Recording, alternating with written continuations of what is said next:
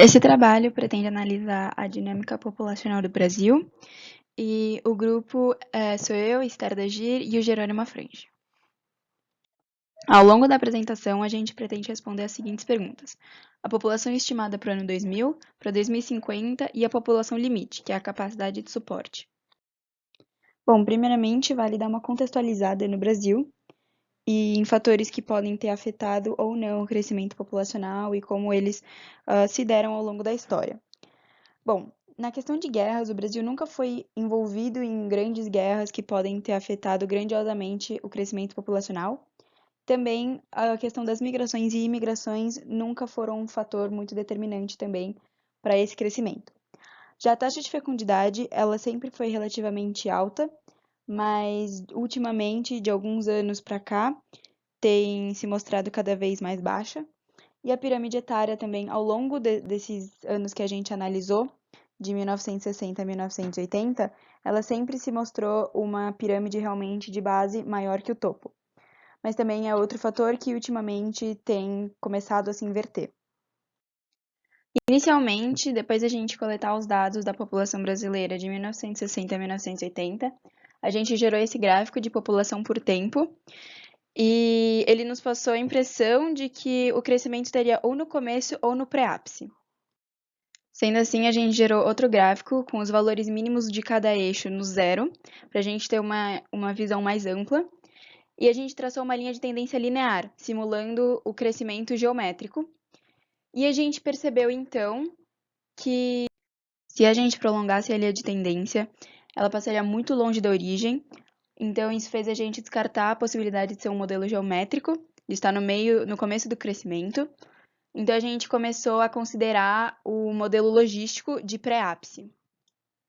Considerando, então, o modelo logístico, a gente começou por fazer o diagrama de estoques e fluxos e a equação a diferenças. Em meio às nossas pesquisas, a gente descobriu que fatores como migrações e imigrações pouco afetam a população brasileira. Então, as únicas coisas que realmente influenciam são o alfa e o S, a capacidade de suporte. Frente a isso, a gente gerou de novo o gráfico delta P por P, mas dessa vez com uma linha de tendência polinomial de segundo grau que passa pela origem.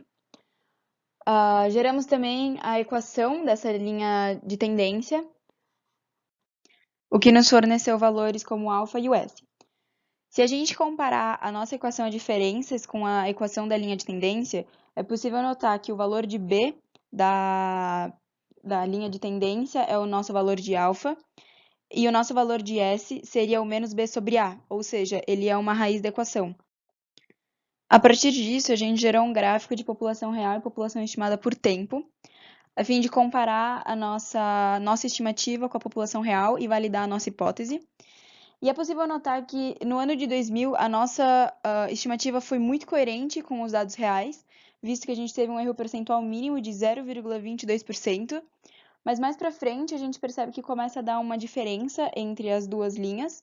E em 2018 o erro sobe um pouco para 3,74%. Ao compararmos, então, a projeção do nosso modelo com a projeção do IBGE de 2018 até 2050, é possível notar que a diferença fica cada vez mais evidente. E por volta de 2045, a projeção do IBGE começa a dar uma estabilizada, diferentemente do nosso modelo, que continua crescente. Após algumas pesquisas, a gente percebeu que o que a projeção do IBGE considerou, que o nosso modelo não considerou, foi o fato de que a taxa de fecundidade por volta de 2045, 2050 vai ser muito mais baixa do que é atualmente e tem sido nos anos passados, e também que a nossa pirâmide etária atual ela é invertida, o que significa que então quando a gente chegar por volta de 2050, os idosos que existem atualmente não estarão mais vivos e a taxa de fecundidade, por ser baixa, não vai compensar. Então, vai acabar gerando essa estabilidade evidenciada na projeção do IBGE e que não foi considerada pelo nosso modelo. Bom, sendo assim, a gente conseguiu concluir que ao longo da história da população brasileira tiveram poucos fatores que impactaram drasticamente, como guerras e migrações. As nossas estimativas para o ano de 2000 foram super coerentes com os dados reais, teve um erro mínimo de 0,22%.